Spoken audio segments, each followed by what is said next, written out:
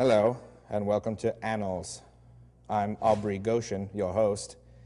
This week on Annals, we explore the annals of sport and an event which mirrors closely those of today. I, of course, am referring to the Great Croquet Scandal of 1888.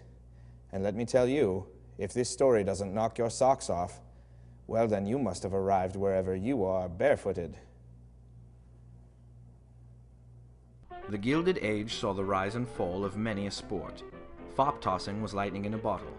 Dandy races, parlor ball, and the infamous stick were as a shooting star. But nothing came close to the popularity of croquet. The game was first developed in the fields of Antietam, where bored Union soldiers would use dead soldiers' arms to hit dead soldiers' head through hoops made of chicken wire. Croquet was, in the words of a popular Gilded Age colloquialism, the Carnegie's Rockefeller. Thus, when a young croquet star named Charles Randolph Kipling, nicknamed the Kipper, or Old Charles, emerged from a brutal off-season an entirely new man, the country, newly healed from a civil war, was once again cleft in twain.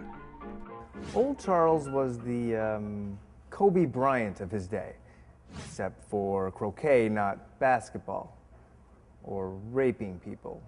What Old Charles did rape was the popular perception of the sport of croquet. After a 3-month off-season, during which Old Charles grew twice his original size, amazement turned to curdled shock. Cast your memories back, dear readers, to the season of 1886, when Old Charles meshed a Dimiduce for a win against the Prussians in the Pan World Championships. He was the picture of some nubile deity. Now, with the head the size of a ham hock and arms fully 3 feet around, one wonders how this mountain orc will fare in a sport built upon nimbleness, subtlety of movement, and being small-featured. My guess is that he will fare poorly. Manfred Chenoweth, the Fort Worth Globe and Talon, 1890.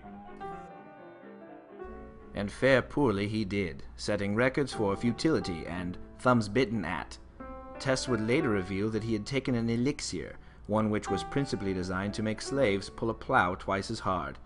The alabaster jaws of gentlemen and ladies across the entire nation of the United States fell open upon the revelation.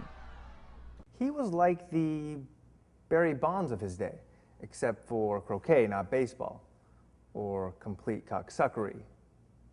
A lot of good eventually came out of Old Charles's use of performance-enhancing drugs. Most of that good came from the fact that croquet was revealed once and for all for what it is, a boring activity for blue bloods and weak-wristed, know-nothing dandies. Croquet became the whoop there it is of its time, except for sporting events, not dancing. Broke and drunk and almost fatally infertile, he was banned for life by the sport's official governing body, the Commission on Croquet Knowledge. Old Charles accidentally killed himself very shortly thereafter, ingesting an entire croquet set. He was buried a pauper in an unmarked grave in Scrabbleshank, Michigan. You can find him there to this very day, beneath a mighty oak which grows in the shape of a croquet mallet. Where are your socks now? Because I assume they are no longer on your feet. As for me, I am off to play the sport of inbred archdukes. I am Aubrey Goshen. Thank you for venturing into Annals.